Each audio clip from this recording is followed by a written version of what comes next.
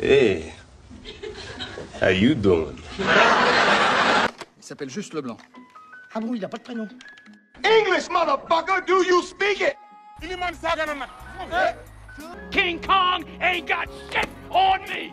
The Lannisters send their regards. Girl, you can't get no infection in your booty hole. It's a booty hole. Frankly, my dear, I don't give a damn. Alrighty then. Oh, what a day! What a lovely day! Alors bonjour et bienvenue dans l'épisode 5 de votre podcast Acrociné. Une demi-heure de débat autour d'un film et d'une thématique aujourd'hui. Avec moi comme toujours mon duo de choc, Fama et Seydina. Bonsoir. Bonsoir. Alors Fama, t'es plutôt Fantine ou Cosette? Je dirais plutôt Fantine si je dois choisir entre les deux, même si ça ne m'enchante pas tellement. D'accord. Et Seydina, toi t'es plutôt Jean Valjean ou Javert? Jean Valjean, hein, c'est mon gars sûr, quoi. Je suis plus Jean Valjean. D'accord, c'est toujours mieux qu'un Thénardier. Ouais. Alors pour ceux qui ne l'ont pas encore deviné, nous allons parler du film Les Misérables, qui n'est pas une adaptation du roman de Victor Hugo, mais plutôt un clin d'œil, puisque le film se déroule à Montfermeil. Alors nous allons écouter la brève actualité de Fama, avant de revenir sur cet univers hugolien. D'accord, alors aujourd'hui, dans l'actualité, on va parler déjà du décès de Anna Karina, qui va pas forcément parler à tout le monde. C'est une actrice plutôt vieille de la nouvelle vague française, mais qui a joué dans énormément de films cultes français, de films classiques, qui était l'ex-femme de Jean-Luc Godard, et voilà, qui a marqué son époque, donc que la terre lui soit légère. On parle aussi sinon des Oscars 2020. Toutes les listes n'ont pas été publiées encore, mais on a les shortlists en tout cas de ce qui nous intéresse nous, meilleurs films étrangers. Et Atlantique donc de Mati Diop va représenter le Sénégal, Les Misérables de Ladjili va représenter la France. Il y a aussi Parasite de Bong Joon-ho et Douleur et gloire de Almodovar qui vont représenter les films étrangers entre autres. Ouh, faut supporter un peu. On est content d'être présélectionné. Oui. Attends, qu'est-ce qu'il y a? Non, Parasite, c'est... Non, Parasite va gagner. Parasite va gagner. Chauvinisme à part. Chauvinisme à part. Parasite, c'est un coup de poing. Il faut pas. Vraiment, on est de tout cœur avec soit Ladjili, soit Atlantique, parce que même si la Ligue gagne, je crois que c'est ça comme victoire. Mais Parasite. On veut qu'ils gagnent, mais on sait qu'ils ne vont pas gagner. Parasite va gagner. D'accord. Désolé, je vous le rappellerai quand la coupe viendra chez un Africain. Donc, ensuite, autre liste qui peut nous intéresser pour les Oscars 2020 pour l'instant, c'est meilleurs effets spéciaux, où il y a Alita Battle Angel, Avengers Endgame, Le Roi Lion et Gemini Man. Entre autres, il y en a d'autres, mais j'ai cité ceux qu'on connaît. On dirait des films il y a 2 ans, mais c'est 2019. Non, c'est ceux de 2019, effets spéciaux. Et après, il y a d'autres qui sont sortis, meilleure musique, meilleur des petits prix. Toujours des présélectionnés. Les honoraires, Oscar Governor Awards. Non, j'ai pas vu. Les Governor Awards, c'est hommage. Ouais, non, j'ai pas vu. Ensemble la carrière, et ça c'est... Je pense que c'est déjà passé. C'est déjà passé. Ouais, je pense. Peut-être. J'ai pas vu en tout cas. J'ai pas vu. Alors ça se fait d'habitude en novembre. Ouais, non, c'est déjà passé. Alors, comme autre info, la semaine dernière, on avait le Dakar Court, Festival international de court-métrage à Dakar. C'est la 2e édition. C'était du 9 au 14 décembre 2019. Et il y avait donc 11 courts-métrages en compétition. Donc je les cite assez rapidement. Journée noire de Yorombai, La petite sirène de Manon Amakouti, Le vieux Calbelouz de Imen Hadi, Nos voisins de Delphine Caboret, Rasta de Samir Benchiche, Sega de Idil Ibrahim, Tabaski de Laurence Attali, Toi et moi de Steve Camde, Un air de Cora de Angel Diabang, Zanclan de Arkad Asokba, désolé si j'écorche le nom, Adiouma de John Gordon. Donc il y avait des gens du Sénégal, de la Réunion, de l'Algérie, du Maroc, de la France, de Côte d'Ivoire, de Somalie, du USA, du Cameroun, du Bénin, du Burkina Faso, des masterclass de Mati Diop entre autres, mais aussi de Ladjili et des tables rondes sur le cinéma. Il y avait un jury composé de Sénégalais et d'étrangers aussi, dont Céliba Rabika, Negora Sek. Le grand prix du jury a été décerné à Tabaski de Laurence Attali. Il est vraiment magnifique ce court-métrage, super joli, un petit peu absurde. Enfin, c'est vraiment très poétique, très joli. Le grand prix national Annette Maïner-Neuville a été accordé à Un air de Cora de Angel Diabang. Le prix de la meilleure interprétation féminine à Fatou Ndiaye dans Adjouma. Et le prix de la meilleure interprétation masculine de Alassane Sy dans Sega. Sega, j'ai bossé comme première assistante réalisatrice dessus, donc j'étais très très très contente de le voir. Et bravo à la Salou qui a très bien joué. Ça, c'est méritant, ça. Et voilà, prix Sudi Connexion pour la distribution à Rasta de Samir Benchiche et mention spéciale à Toi et moi de Steve Cam 2. Voilà, les infos pour cette semaine. Merci. Merci Fabien. Alors, Les Misérables, film de Lagli avec notamment Damien Bonnard, Djibril Zonga, Alexis Manetti, film coup de poing, une des révélations de l'année. Lagli était à Dakar pour la promo du film. Alors, on est allé le voir pour lui poser quelques questions à lui et à Djibril Zonga. Nous allons écouter l'interview avant de venir parler plus amplement du film. Bonjour, merci de nous accorder un peu de votre temps ici à Dakar. Voilà, donc elle c'est Fama. Ok, enchanté. L'émission Acrociné. Ok, très bien. Voilà. Alors, film phénomène en France, prix du jury à Cannes, Les Misérables, votre premier film, raconte la journée d'un policier, tout juste muté à la BAC de Clichy-Montfermeil, face aux jeunes de ce quartier, surnommés les microbes, avant qu'une intervention ne dérape sous l'œil d'un trône. Alors, d'où vous est venue cette idée? Alors, d'où m'est venue cette idée pendant pratiquement 10 années, j'ai fait du cop-watching. Le cop-watching, ça consiste à filmer les policiers quand ils intervenaient dans le quartier, parce que je trouve que j'habitais dans un quartier qui était assez difficile. Donc j'ai commencé à les filmer, et ça a duré finalement 10 ans. Et il se trouve qu'à une période, j'ai filmé une bavure policière. J'ai diffusé la vidéo sur Internet, il y a une enquête de l'EGS, des policiers qui ont été suspendus. C'était une première en France, le fait que des policiers soient suspendus. Donc c'était le point de départ de mon film Les Misérables. D'accord. Donc Les Misérables, c'est avant tout un court-métrage, avant d'être un film. Comment s'est passée la mutation? J'avais cette idée d'en faire un long métrage, mais bon, faire un long métrage sur ce genre de sujet, c'est toujours très compliqué à faire financer ou à monter. Donc on s'est dit qu'on allait commencer par faire un court métrage qu'on a tourné il y a à peu près 2 ans. Le court métrage a très très bien marché, on a fait plein de festivals, on était au César avec, et on s'est dit que c'était le moment de l'adapter, mais malgré tout le succès qu'on a pu avoir avec ce court, on a eu énormément de difficultés à financer le long métrage. Donc c'était une stratégie de se dire qu'on allait commencer par ce petit court, histoire de rassurer les financiers, les producteurs, et attaquer la version longue juste après. D'accord. Est-ce que vous avez eu des difficultés pour trouver un financement à ce film, vu son sujet? Oui, ça a été très très difficile. C'est un film qu'on a dû faire avec la moitié du budget, donc beaucoup de sacrifices.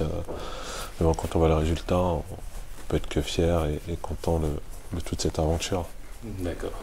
Alors, le titre Les Misérables est un clin d'œil au livre de Victor Hugo. Le petit, il s'appelle lui comme un gavroche, et le film se clôt également avec une citation de Victor Hugo.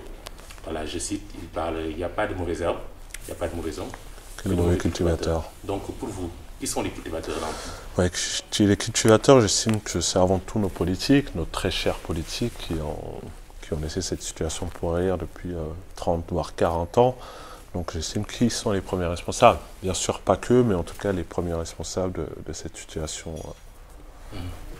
D'accord. On le rappelle, Lagli, vous avez réalisé plusieurs documentaires. Et on retrouve ce côté documentaire dans la première partie du film.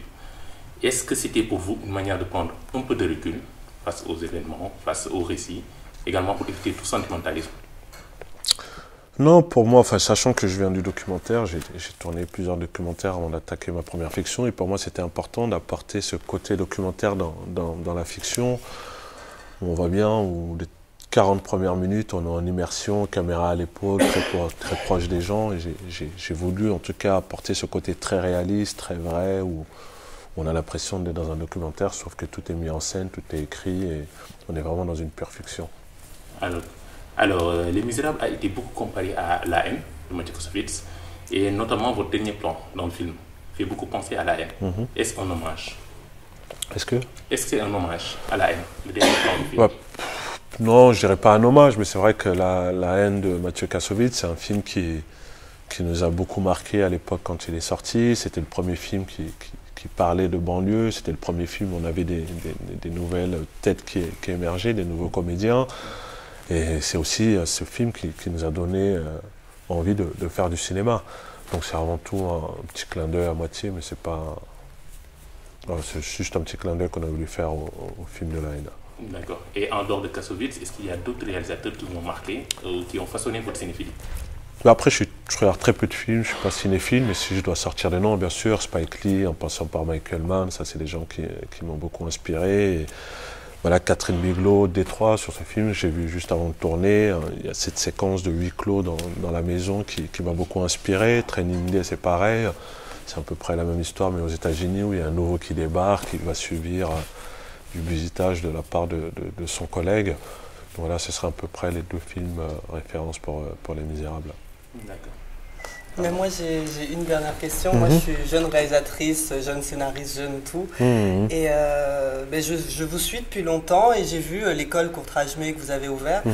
Je me demandais juste, bon, vous n'êtes pas un nouveau réalisateur, mais c'est votre premier long métrage. On se serait dit que vous alliez mettre tout votre argent, toute votre énergie, tout pour continuer à faire d'autres films. C'est quoi cette envie de transmettre et d'apprendre à des jeunes à justement faire des films de chez eux, raconter des histoires de chez eux? Bah, il se trouve que moi j'ai beaucoup de mal encore aujourd'hui même à me reconnaître dans le cinéma français, à me reconnaître dans les histoires, à me reconnaître dans les personnages. Et je pars du principe que si on veut faire bouger les lignes, faut tout reprendre à zéro et mettre la main à la pâte et former cette nouvelle génération au métier du cinéma. Et j'estime qu'il n'y a que comme ça qu'on pourra faire bouger les lignes. Donc ça va faire 2 ans qu'on a monté cette école où on propose différentes formations au métier du cinéma. Et il y a tout un suivi de nos élèves. On part du principe qu'on les forme, qu'on les accompagne et que derrière on produit aussi les films, parce qu'on a aussi une société de production qui produit les films. Donc l'idée c'est ça, c'est de faire émerger des nouvelles têtes et aussi partager toute l'expérience qu'on a pu acquérir ces 20 dernières années avec ce collectif Courtrajmé. Mais au Sénégal, on n'a pas une grosse industrie, on n'a pas tellement d'écoles. Est-ce que vous, l'Afrique, ça vous tente en termes de faire de la formation? Bien sûr, mais c'est pour ça qu'on a d'ailleurs on a comme projet d'ouvrir 5 écoles en Afrique de l'Ouest déjà dans un premier temps. On attaque par Dakar en septembre, on ouvre la première école, ensuite Côte d'Ivoire, Bamako, Burkina et le Maroc. Donc nous, on sait qu'en Afrique, il y a un potentiel qui est énorme, il y a encore tout à faire. Donc on va former cette nouvelle génération pour qu'ils puissent raconter leurs histoires et l'objectif aussi, c'est de produire les films. Donc voilà, ça va prendre un petit peu de temps, mais la machine est déjà lancée. On a déjà ouvert en France une école, on ouvre une deuxième à Angoulême en septembre. Et l'idée, c'est d'ouvrir des écoles un peu partout. D'accord. Ok, et pour Djibril, vous qui avez grandi à Clichy-sous-Bois, n'est-ce pas? Ouais. Était difficile de jouer ce flic qui a grandi dans ces lieux-là? C'était difficile, mais pas par rapport à ça. Parce que moi, dans ma jeunesse, j'ai pas été confronté à ce genre de contrôle assez régulier, ce genre d'oppression, j'ai envie de dire.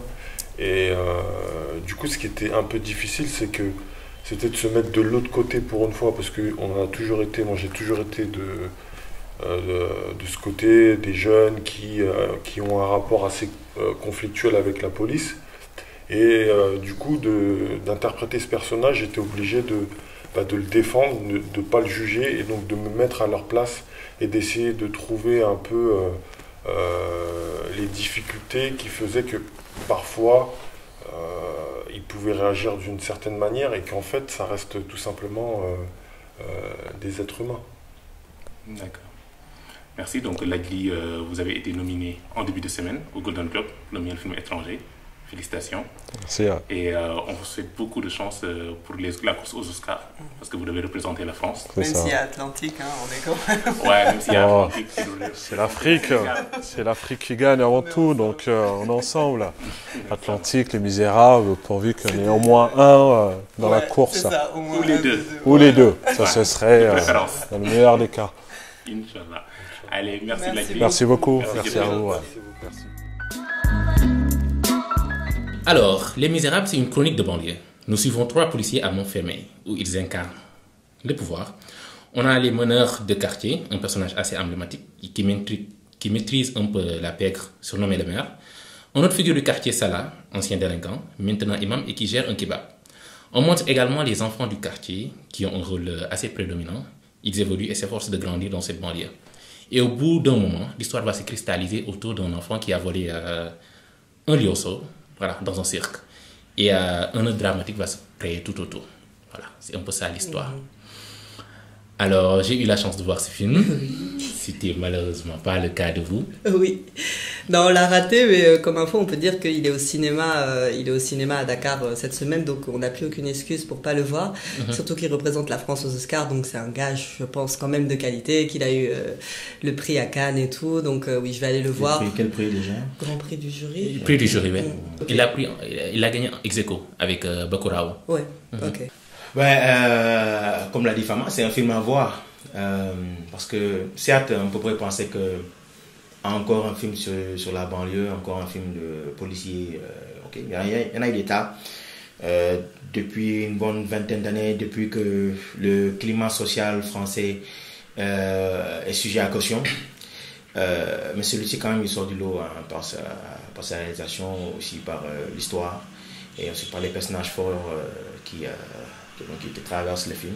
Je n'ai pas encore vraiment eu le temps de le voir parce que pour des raisons professionnelles, mais les retours et aussi les quelques extraits que j'ai pu voir effectivement font ressortir cette qualité. Au niveau de la réalisation, peut-être ça il pourra le confirmer aussi bien qu'au niveau du montage ou même de tout. Il y a un vrai talent qui a été salué justement par Cannes en mai dernier de la part de Ladli, qu'on espère vraiment au-delà de ce film, vraiment qu'on espère voir installé dans le cinéma français. On sait à quel point ce n'est pas évident, il faut le dire, pour un réalisateur non caucasien français de s'imposer dans le paysage audiovisuel là-bas. Ils sont, je pense, extrêmement peu, voire inexistants. Donc que ce film lui serve de tremplin, aussi bien pour une consécration aux Oscars, on croise les doigts. Déjà les Césars, dont on n'a pas encore parlé, mais donc on verra peut-être d'ici janvier. Donc déjà les Césars, et derrière donc à moyen terme les Oscars, et donc sur le long terme vraiment voir Ladli tourner d'autres films, faire d'autres œuvres où on pourra vraiment constater que ce n'est pas juste un one shot, un film où tout s'est aligné au bon moment et que derrière il y a vraiment quelque chose de bien avec lui. Alors voilà, je vais peut-être donner mon avis là-dessus. Oui. Alors je trouve que Les Misérables est un geste de cinéma fort, voilà, très bien construit également. C'est ambitieux parce qu'on suit beaucoup de personnages, ça ne se limite pas seulement aux policiers parce qu'on commence avec eux, mais également, c'est pas seulement les policiers, c'est pas seulement les enfants du quartier, mais l'ensemble. On essaie de voir comment ils évoluent à Montfermé. Également, il y a cette volonté de Ladli de montrer Montfermé comme un bloc fermé, tu vois, et notamment l'utilisation du trône, qui montre un peu une vision d'ensemble d'en haut, un peu pour montrer que en fait tout était regroupé et que Montfermé était un peu un enfer à ciel ouvert, voilà, où tous ces personnages évoluent et essaient de s'en sortir, parce que c'est pas seulement un affrontement entre les policiers et les gens, mais également ce sont des, comme je l'ai dit, des gens un peu fermés dans un système où chacun essaie de s'en sortir comme il peut. Voilà, donc ce n'est ni évident pour les enfants, ni pour les policiers. Ils sont un peu obligés de s'entendre sur certains trucs. Voilà, donc il y a la corruption, naturellement, mais également il y a certaines alliances qui se nouent un peu entre les policiers et la pègre, notamment. Les symbiotes. Voilà, donc ils sont obligés de s'en sortir, souvent voilà, avec les moyens qu'ils peuvent. Ouais. Voilà. Donc c'est plutôt intéressant, et moi je trouve que dans la première heure, le film documente beaucoup. Voilà, c'était d'ailleurs la question que j'ai posée à Ladli. Pourquoi dans sa première heure, j'ai trouvé qu'il y avait un côté très documentaire. Voilà, donc le film documente, il nous montre un peu ce qu'est la vie en banlieue, en Paris. Voilà, et il nous documente sur des choses qu'on ne sait pas forcément. Et ça marche. Et également, il y a un ton grandiloquent. Il y a, comment dire, ça joue avec des archétypes, tu vois. Il y a le type, il y a le bon policier, le méchant flic. Il y a le clown qui se prend pour un gangster. Voilà, il y a le badass. Il y a tout cela, tu vois. Et pourtant, malgré tout cela, ça marche, on y croit. Et pour moi, c'est ça la principale réussite du film. Alors, le film n'est pas exempt de défauts. J'ai trouvé que dans sa première heure, c'était un peu superficiel par moment. Et le jeu de certains acteurs manquait aussi d'incarnation. Voilà. Par exemple, il y a Jeanne Balibar qui joue comme en commissaire de police. C'est pas du tout convaincant. Moi, j'y croyais pas du tout. Balibar qui était césarisée il y a 2 ans. Hein. Oui, elle-même. Qui était césarisée pour... C'est mieux second rôle en tout cas. Mais actrice principale. Mais il y a 2 ans. J'ai oublié le nom du film. C'était un film de Mathieu Malik. Exactement. Ah.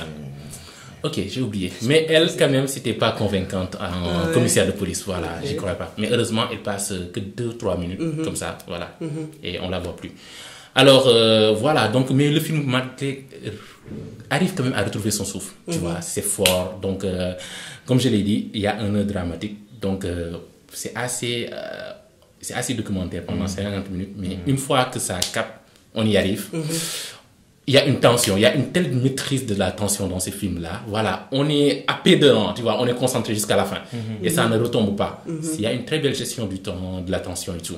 Voilà, donc c'est très intéressant, c'est très bien. Voilà, moi je le conseille. Je le conseille. Et il y a plein de références également au film, au livre plutôt, de Victor Hugo. Plein. Il y a Gavroche, il y en a d'autres. Bon, le petit Issa qui ressemble à Gavroche. Petit clin d'œil d'ailleurs, donc en passant à cet extraordinaire auteur qui 200 ans après constitue encore vraiment c'est un guide, c'est un phare, parce que effectivement comme Sagne le dit, Les Misérables, parce que effectivement les tourments, les petits tourments sociaux que vivent ces jeunes aujourd'hui, que vivent la police et ces jeunes aujourd'hui. Hugo en a déjà parlé, évidemment, avec les valeurs et le contexte historique de l'époque dans cette œuvre-là qu'est Les Misérables, où, donc, à travers Javert, à travers Jean Valjean, à travers Gavroche, Fantine, Cosette. Voilà, on voit des choses. C'est pas pour rien que tous ceux qui lisent le livre, même 200 ans après, encore une fois, parviennent toujours à se retrouver dans Les Misérables, quelle que soit l'ancienneté de l'histoire. Et c'est le talent d'un écrivain en passant dont on voit aujourd'hui les effets chez un réalisateur comme Lajli.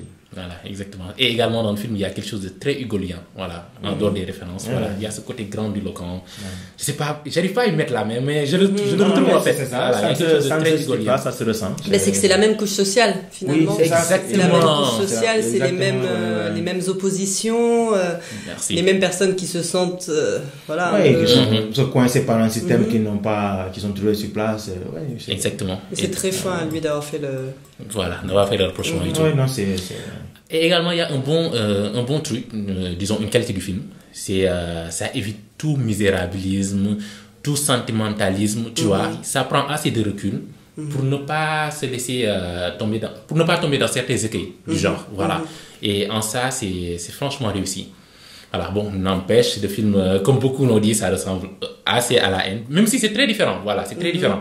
Mais le dernier plan quand même du film, et moi je trouve que c'est un hommage au dernier plan de La Haine. Voilà, peut-être ça spoil un peu certains, bon, mais en même temps aussi, voilà, un clin d'œil peut-être. Mais bon, je spoil pas parce que vous savez pas comment ça va se passer. Voilà, mais quand même, le dernier plan pour moi c'est carrément un clin d'œil. Et c'est peut-être là, j'aurais peut-être aimé que Lajli aille plus loin. Voilà, dans ce dernier plan-là, j'aurais peut-être aimé qu'il aille plus loin, parce que La Haine, c'était il y a 24 ans, tu vois, donc ça s'est conclu de cette manière. Ouais, c'était en 95, donc ça passe vite. Donc, Kassovitz, il s'était arrêté là, pour dire par exemple, il montrait du doigt, maintenant on fait quoi? Et Lajli, il raconte un récit, c'est différent et tout, mais à la fin également, c'est un peu ce qu'il se demandait. Maintenant on fait quoi? Voilà, maintenant on fait quoi? Un peu également, comme il l'a dit dans un de ses interviews, il a dit que c'était un message lancé aux autorités, tu vois. Voilà. Et d'ailleurs, Emmanuel Macron l'a regardé et a dit après qu'il fallait faire quelque chose pour les banlieues, comme s'il avait besoin de... Il faut faire quelque chose, entre guillemets. Il fallait déjà faire quelque chose il y a 30 ans. Oui, c'est ça. Il fallait faire quelque chose avec Bouna et des jeunes morts dans le transfo, il fallait faire quelque chose, il faudra faire quelque chose, quoi. C'est le constat un peu amer que moi me laisse ce film. Dans 10 ans, il faudra encore un film comme Les Misérables, malheureusement. Pour relancer. Et d'autant plus que peut-être Lajli a dit qu'il va en faire une trilogie.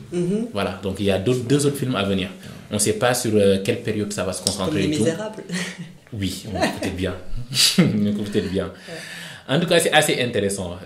Donc, en dehors de La Haine également, le film me fait penser au film de Denzel Washington, Training Day, voilà, qui rappelle Training Day un peu. Exactement.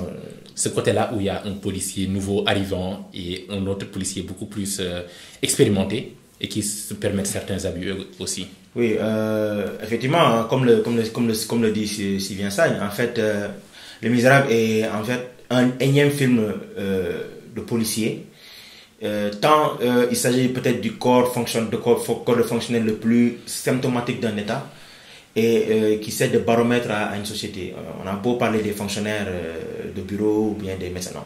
C'est vraiment le policier qui sert vraiment de baromètre. Quand vous arrivez quelque part et que vous voyez le degré de corruption d'un policier, tout de suite vous pouvez vous imaginer à quel point la société est corrompue, parce que on parle d'un fonctionnaire qui représente la fonction, qui représente l'aspect régalien de l'État. Donc si déjà avec ce statut, il a un comportement X, on va dire que c'est-à-dire que donc la société qu'il emploie, l'État qui le mandate, et aussi donc un peu matiné de cette mentalité. Et c'est pour ça qu'au fil des années, au fil des siècles même, je dirais, le policier au cinéma a toujours fait l'objet d'une certaine fascination. Qu'est-ce qui pousse un citoyen lambda à devenir policier? Et une fois qu'il est policier, qu'est-ce qui le pousse à vouloir ou à ne pas vouloir faire respecter la loi comme il le devrait, ou en tout cas à la briser selon ses propres désirs et ambitions. Et donc là, je montre les policiers, je pense que si je me rappelle bien un peu dans les extraits, il y a un policier un peu plus chevronné qui a un point de vue très manichéen sur les... Et un autre qui est un peu plus jeune qui essaie quand même de freiner son aîné. Même raciste. Oui, carrément raciste pour ne pas le dire. 24 ans plus tôt, c'était de manière très périphérique, mais quand même assez brutale dans l'histoire des policiers qui trouvent nos 3 jeunes de la haine et qui les prennent pour des délinquants sans même savoir ce qu'ils faisaient. Donc Training Day, dans l'intervalle 2002, un chantre comme Alonso, je ne voulais pas son nom, Alonso Training Day, qui s'avère être un extrême pourri. On peut citer, je ne connais plus son nom, mais dans l'achat de la nuit dans les années 70, un policier raciste qui doit faire avec un jeune policier d'une autre couleur de peau et qui au fur et à mesure parvient à dépasser ses a priori. Serpico, lui montre carrément une facette, j'ai envie de dire la facette idéale du policier. Il est dans un système extrêmement corrompu et jusqu'au bout il tente de se battre pour rappeler aux gens qu'un policier, en fait, c'est avant tout quelqu'un qui fait respecter la loi. Donc vraiment il y a cet aspect de partir du policier, de ce fonctionnaire là, pour montrer que voici ce que je pense de ma société, ou bien voilà comment il fonctionne ma société. Parce que celui-là qui avec son arme, avec sa matraque, avec tout ça et ses cordes, si celui-là même est tel, ou en tout cas si celui-là même veut faire tel, imaginez un peu la société dans laquelle il évolue, quoi. Donc c'est toujours un sujet qui passionne, de façon morbide, hein, de toute façon, certains, même en sachant que les policiers sont corrompus, je parle de la société actuelle, vont quand même toujours sortir en se disant, je vais garder quelque chose dans mes poches au cas où, c'est pas ce que je tombe sur le bon gars, quoi. Donc voilà. C'est sûr. Et dernièrement, des films sur des babys policiers, on en a eu beaucoup. Pas aussi beaucoup que ça, mais récemment, on peut citer... Filmfare Station a peut-être été le plus dur à regarder. Ryan Coogler. Il y a Détroit. Catherine Bigelow. Qui était très dur. Filmfare Station. Oui, il a parlé. Il l'a cité parmi ses références. Moi, c'est Filmfare Station qui a été beaucoup plus dur à regarder parce que c'est vraiment parti de rien du tout, mais ça ne fait que s'escalader jusqu'à l'issue fatale, en fait. Et ça se concentre sur une 24 heures. C'est rien, quoi. C'est un malentendu, c'est un a priori, et puis hop, on sent que c'est une avalanche. Et ça ne s'arrête pas. L'avantage, c'est que en passant, ça nous a permis de confirmer un peu le talent du jeune Michael B. Jordan, qui, dans ce rôle, quand même... Surtout celui de Ryan Coogler. Oui, comme réalisateur, mais comme réalisateur et comme acteur, Michael B. Jordan. Bon, Michael B. Jordan ne me convainc pas trop, mais... Ouais, c'est ce qu'on ressentait. Oui, ok, ce ne sera... Pour l'instant, en tout cas, il n'est pas... Non, Denzel, il n'est pas... c'est sûr. Mais avec ce qu'on lui demande de jouer, il s'en sort plutôt bien. Honnêtement, le seul film où il s'est vraiment foiré et qui aurait pu tuer sa carrière, c'est Les 4 Fantastiques. C'est le seul film qui est vraiment... non, mais il n'est pas le seul, c'est pas sa faute non plus, le scénario, tout était pourri dans ce film. Mais à part ça, tous les autres, vraiment, il faible le scénario. Il était bien dans Black Panther. Il était bien dans Creed. Vraiment très bien dans Creed. Donc attendez-vous un peu à ce qu'il peut qu'il ait le film d'auteur avec un scénario un peu challengeant qui va te permettre de développer autre chose. Il est très, je sais pas comment dire, stéréotypé. Je pense qu'il peut pas faire tous les films. Il a une tête pour l'instant, peut-être. Pour l'instant, Denzel était très stéréotypé avant Training Day. Il n'avait pas fait de film de méchant avant Training Day. C'était le bon gars, le Steve Biko. Il a été le soldat dans Glory. Il a été John Q. Mais Denzel, dès le départ, il y avait le potentiel. Oui, mais il était typecast. C'est comme Tom Hanks. Il était typecasté. Tom Hanks, avant Philadelphia, c'était le comédien de service. Philadelphia, il a permis de changer de registre et de montrer qu'il peut aussi faire du drame. Bruce Willis, aussi, avant Die Hard, il faisait de la comédie dans Clair de Lune. Donc, il suffit qu'il y ait quelqu'un qui se dise, ben, celui-là, je peux faire quelque chose avec lui. On va essayer, en tout cas. Et là, on peut... Creed, quand même, qu'on ne le dise pas, c'est vraiment dramatique. Et il montre qu'il est capable de jouer avec une intensité et de jouer avec un personnage qui a une histoire derrière. Donc, pour peu qu'il y ait d'autres films dans la ligne, pourquoi pas? Et puis, il est jeune. Il n'a pas encore 30 ans. Hein, et, je pense si. Ouais, je pense qu'il est autour. Il a 30 ans. 30. Au début de la trentaine, oui, mais il a 30 ans. Il est là depuis quand même. Si. N'empêche que ça il était dans Friday Night Lights. N'empêche que c'est encore jeune. Non, ça va. Pour un acteur, c'est jeune. Oui. Carrément. Et puisqu'il est là, il a pris son envol. Tout le monde n'est pas DiCaprio. Qui est mon modèle absolu. On a compris. Moi, je pardonne à tous ceux qui ne sont pas DiCaprio. Voilà, donc Jordan va parler à son rythme, mais s'il doit... Et également, il a un film cette année avec, comment dirais-je, Jamie Foxx, ça s'appelle Just Mercy. Voilà, il a sorti un film qui... Au départ, on disait que le film allait... voilà, on allait beaucoup en parler de la période des Oscars, mais... Comme quoi, c'est une histoire... inspiré d'une histoire vraie. C'est inspiré d'une histoire vraie, voilà. Sur non, mais un gars, je sais pas. Il y a des procédures policières. Je comprends pas, j'ai pas vu la bande-annonce, mais. Tu parles de qui? Ils ont dit. Hein? Michael B. Jordan. Et Jamie Foxx. Voilà. Et il y a aussi l'autre, la fille. Comment elle s'appelle?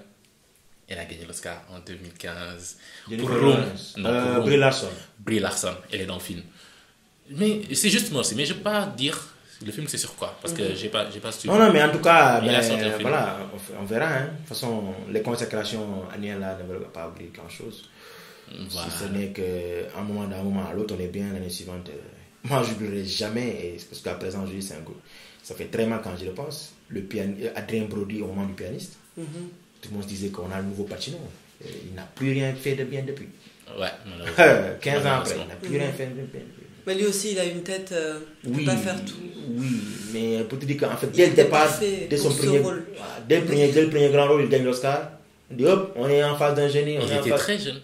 Oui, c'est son premier grand film. 26, 24, quelque chose comme ça. Il gagne, et puis il a gagné le César. C'était un film français, il a gagné le César. Il gagne l'Oscar, il gagne le Golden Globe. On dit oh. Mais derrière. Mauvais choix, c'est mauvais choix.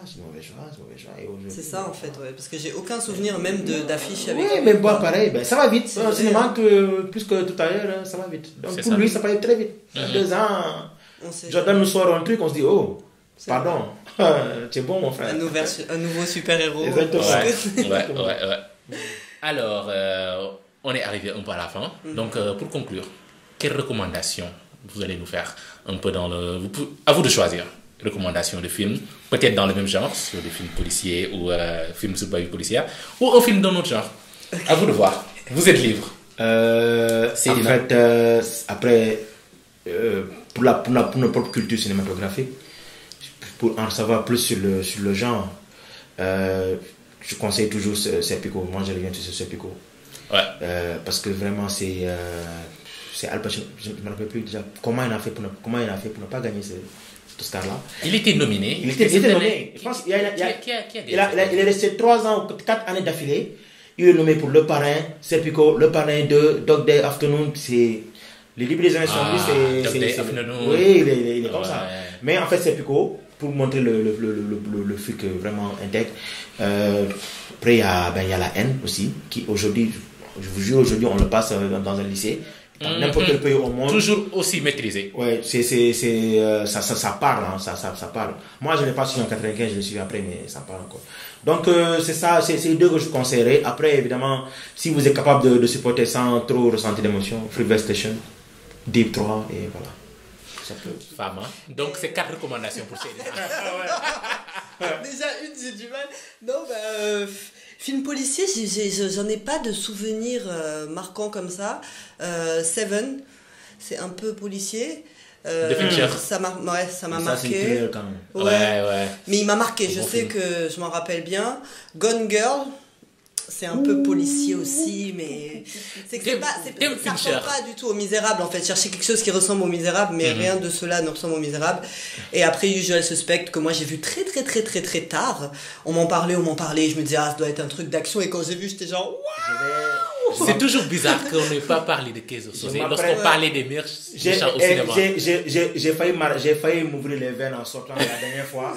Quand je me suis dit que j'ai mentionné des méchants, j'ai pas parlé de Kaiser Soze. Kaiser Soze, c'est bizarre. Méchant. Mais c'est pas un méchant. Mais si. Si, il est très méchant. Mais si. Oui, parce qu'on sait pas. Parce qu'à ce moment-là, il n'était pas Kaiser Soze. Il commence à marcher normalement. Comment j'ai pas pensé à lui ce jour-là, ça m'a fait mal.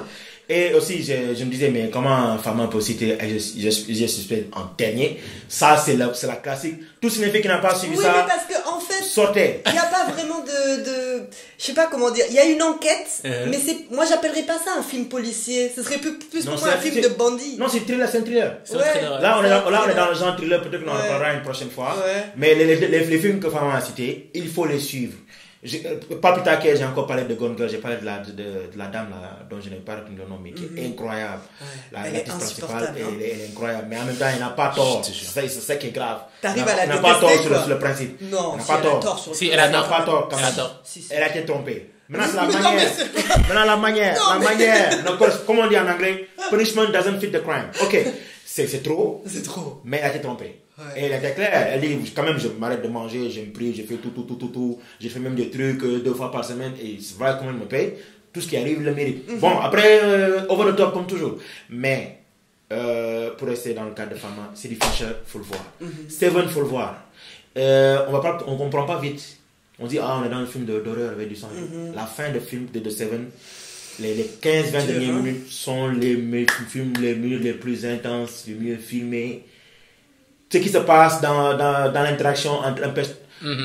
Le show stealing que Kevin Spacey fait en même pas 10 minutes de présence. Et là, c'est fini. Il gagne carrément tout le film, toute l'histoire. Il faut le suivre. Et à la fin, il se dit, mais merde, quoi. Pourquoi il s'en sort? C'est comme Gone Girl, c'est comme Usual Suspect. C'est ça. Mais là, ce sera on franchit sur les réalisateurs et Fincher fait partie des réalisateurs. Sur les twists. Carrément. Fincher, tout le monde est d'accord. On est tous d'accord. C'est un grand réalisateur. Alors, on est arrivé à la fin. Je ne vais pas faire de recommandations parce que là, je pense que vous en avez 10 ou même plus. Oui, on en a plus. Voilà, bon, moi, je vais vous dire, allez voir Les Misérables. C'est actuellement en salle. Il faut aller le voir. Voilà, c'est un bon film. Va voir la Julie, va voir tous ceux qui ont joué dans ce film. Allez, donc au revoir Fama, au revoir Céline. Au revoir. Merci et à bientôt. À bientôt.